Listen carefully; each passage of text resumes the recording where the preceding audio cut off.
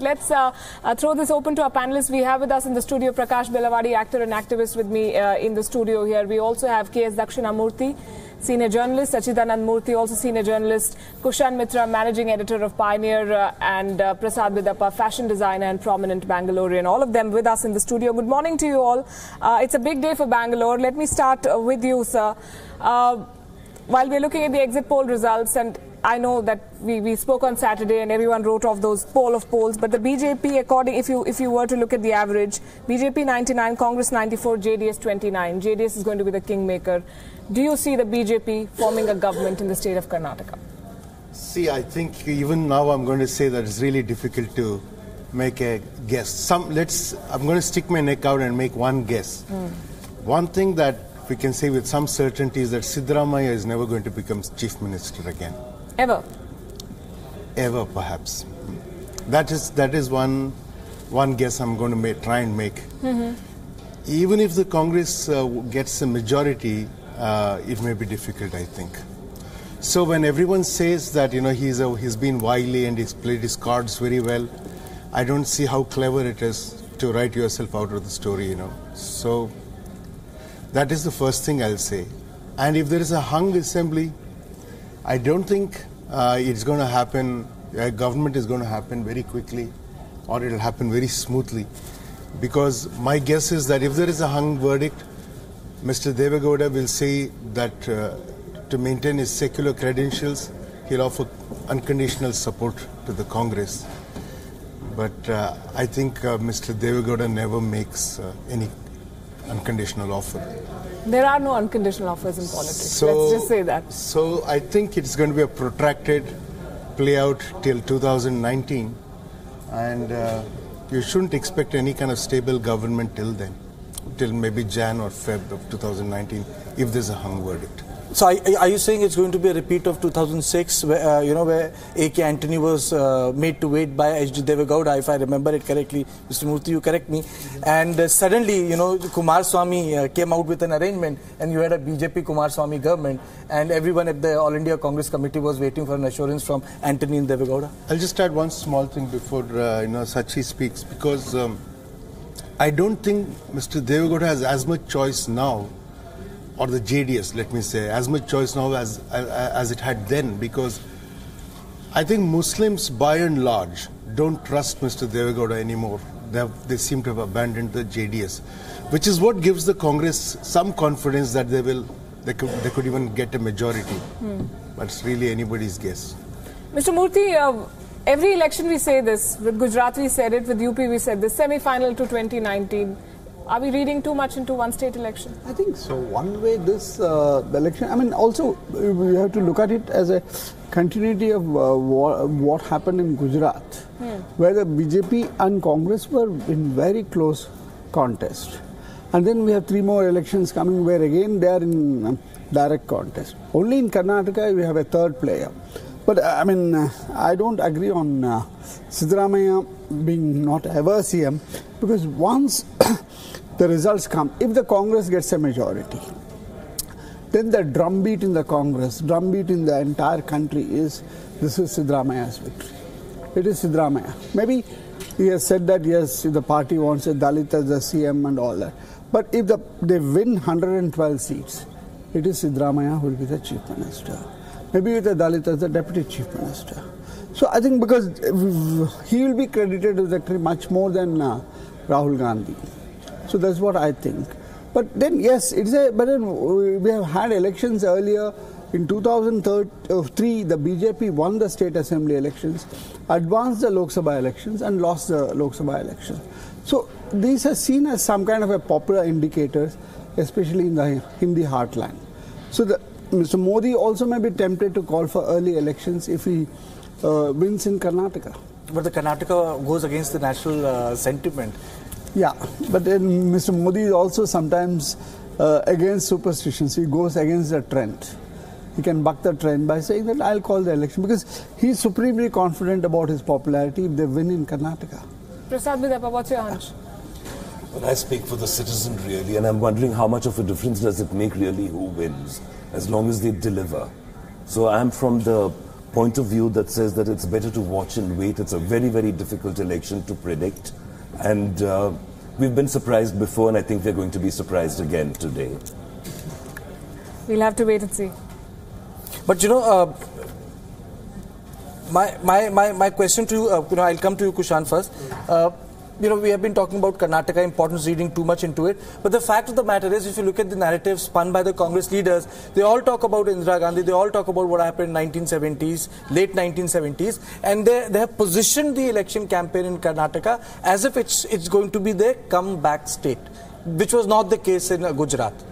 The 78 election you're talking about, where Indira Gandhi was down and out back then, stormed back in Karnataka, and then, of course, stormed back in 1980. Before our time, you know, much before our time. I don't think you should read too much into elections nowadays.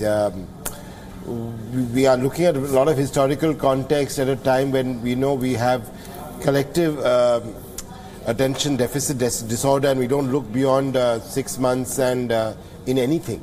So let's not look too far, too deep. Let's see what happens at about 11:30, 12 o'clock in the morning, when we'll be able to draw out some trends. We have no clue what's going to happen. I mean, initially also, I was here during Gujarat, and everybody was overreacting very early in the morning when the first trends came in.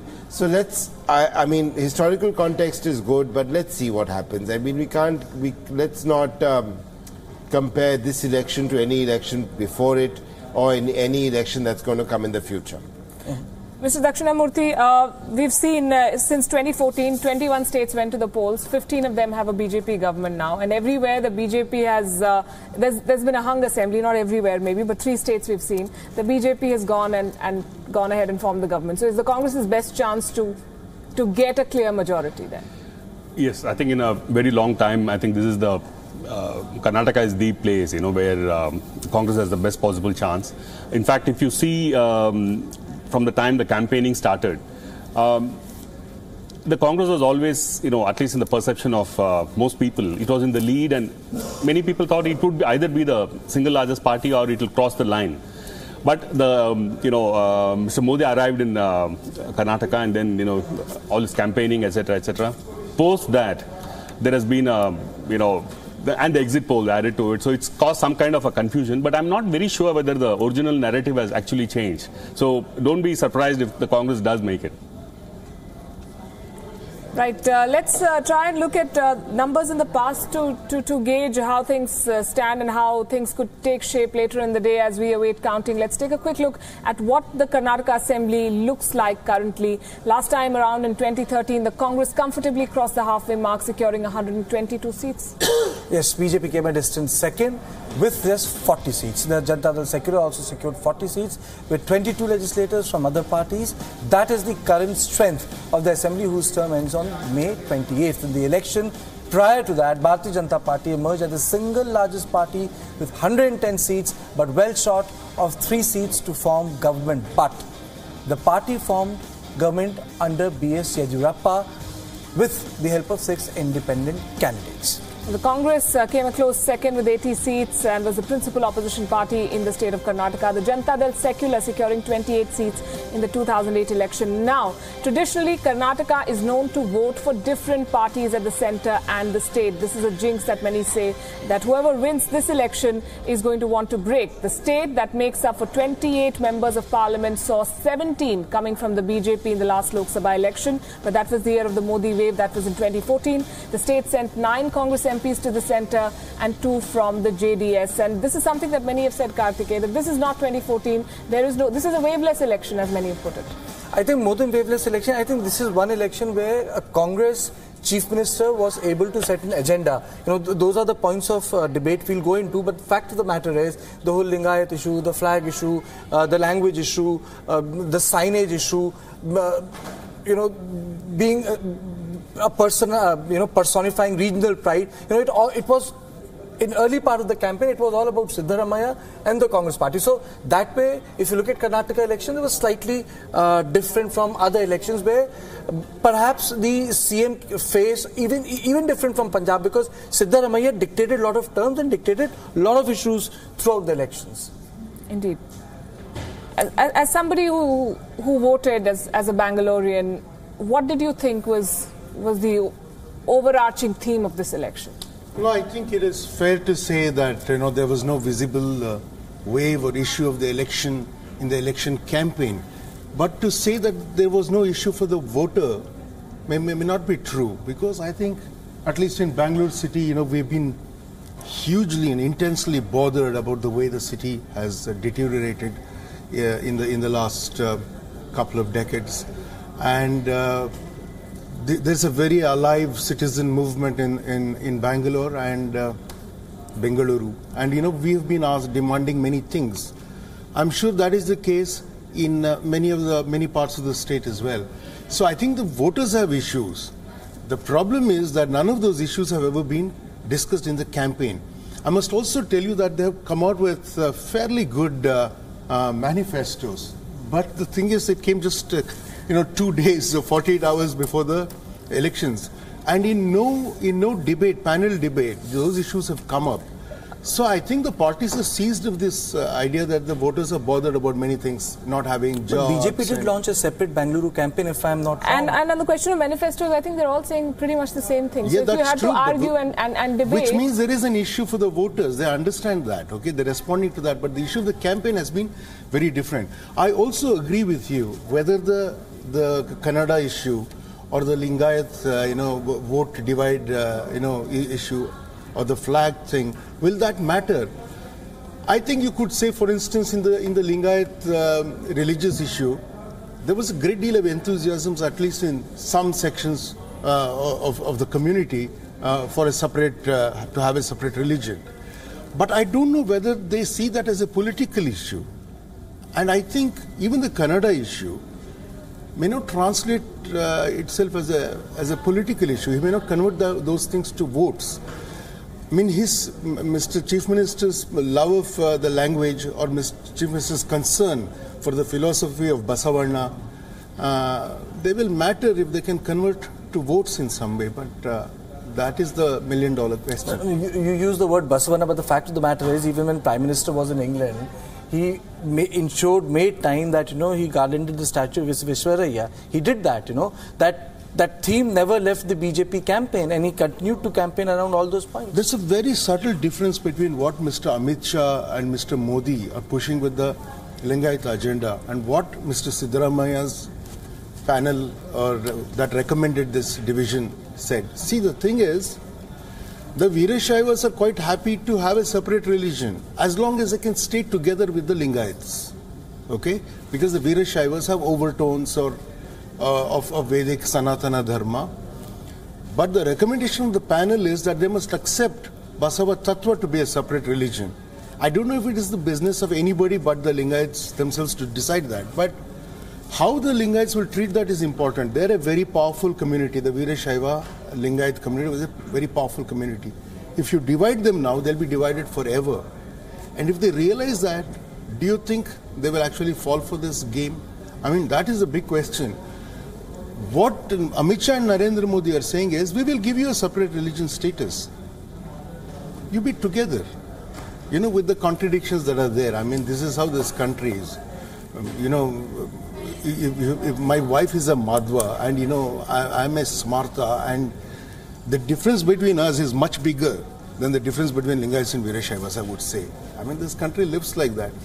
So I think what they're offering is very different. It gives them a chance to stay together as a powerful vote bank or a powerful community to leverage, political strength. But I don't think what Mr. Siddaramaiah is doing is the same thing. His benefit will be there in dividing that community's vote. Mr. Murthy, do you agree with this? No, I think we have to look at, I've traveled in North Karnataka where the Lingayat Veerashaiva issue was supposed to be very dominant. See, what Siddaramaiah did for the first 54 months of his rule, where the community has been accusing him that he had ridden roughshod, had not given them any opportunities. He had favored officers, bureaucrats from his own community, Kuruba community or other communities, sidelined the Lingayats everywhere, that he ignored them. So that anger is there about him. So this came in the last 6 months. So now the mood there is the BJP has not conceded the separate religion because the RSS says we cannot divide Hindu society. And throughout the theme is you cannot divide society, you cannot. Even the smallest spokesman of the BJP is saying that. Amit Shah has gone around meeting the religious heads and saying that. So Siddaramaiah, how he has treated the Lingayats in the first 4.5 years of his government. So they want, whether the choice now is, do they want a religion which again centre can give, or do they want a Lingayat chief minister? The BJP has said that once you have a Lingayat chief minister, let us negotiate all this. I think that is what has worked for the community, because the Congress has always been anti-Lingayat. That perception is there ever since the ill-treated Nijalingappa, Virendra Patil, and except one election in 1989 in the state level, when the Lingayats overwhelmingly voted for a Lingayat Congress chief minister, the community has by and large voted against the Congress. So I don't think there's any change in the bulk behavior of the community. In a few constituencies, they may, because of the powerful local Congress leaders like M.B. Patil or Vinay Kulkarni, Basuraj Rai Reddy, they may be voted Congress candidates. But otherwise, the community by and large will be voting for BJP. Prakash, I want to bring in a question. Prasad, I'm sorry. I want to bring in a question here. Does it bother you as a Bangalorean that for the IT city of this country, for one of the most cosmopolitan cities, when it comes down to election, when it comes down to voting, we're still discussing Lingayats and Vaishnavites and Shaivites, and these are the issues that are dictating who comes to power and who makes policies? Well, I think for the first time I saw a movement in Bangalore run by a rather large and informal group called the Citizens for Bangalore, who actually created the manifesto for this year. And a lot of the parties copy-pasted the Citizens' Manifesto and put it onto their own manifestos to show how ill-prepared they were, that none of them really had a very strong direction that they wanted to move in. So I think that Karnataka got lost in a lot of these problems that happened between religion and many other things, and the city really began to suffer. And when the citizens group came together and put together a manifesto that demanded change, and we saw in the last year that change was possible. We fought against the steel bridge, we fought against so many things and won. And that sort of empowered the citizens to speak up. And I have a copy of the manifesto with me, which CFB did, the Citizens for Bangalore. It's absolutely fantastic. It loses out on some points. I mean, there's not enough, mention about the power situation and things like that. But I'm going to give you a copy to go through, Kartikeya, and, to see what exactly people want. And I think today, the average Bangalorean does not really care about which party is in power. They want whichever party is in power to deliver and to give us the kind of lifestyle, to give us the kind of life that we've been wanting for a very, very long time. But, isn't it, I would say, depressing to find that, in political narrative, Bangalore makes headlines whenever it comes to, the lakes or the burning lakes of Bangalore. Doesn't it disappoint you as a citizen? National headline, a lake is burning in Bangalore. That makes it to the top. It's very hurtful to see a city that we grew up in, a very beautiful city, just go to rack and ruin because of apathy more than anything else. But the very fact that it is making news now is giving us, some teeth to fight back with. And I think that Bangaloreans have really had enough, which is why I say we don't really care who comes to power. We are willing to sit at the table and discuss the situation of Bangalore and the rest of Karnataka with them, saying that we have a very strong agenda for progress, for the environment, for many issues that really bother us. And we hope to have a stronger feedback on that when these people, whichever party it is, comes to power. I know that the citizens are no longer going to keep quiet. And that gives me a lot of hope. I want to say something to you. You've been saying that, Karnataka has this tradition of voting differently for the center and for the state. But you must see... I said it once. No, but not when I say you, I mean a generic you. I mean, like, everybody says that. But you must see why it happened since 1985. Ramakrishna Hegde won when there was a very popular Rajiv Gandhi government. He was elected by a landslide by a record victory in 1984 after Mrs. Gandhi's assassination. In 85, Hegde stood and won in Karnataka for Janata Party that time. But the thing was, it is because there is anti-incumbency vote in Karnataka, no incumbent has ever been elected again after that. It is because of that that this trend keeps happening.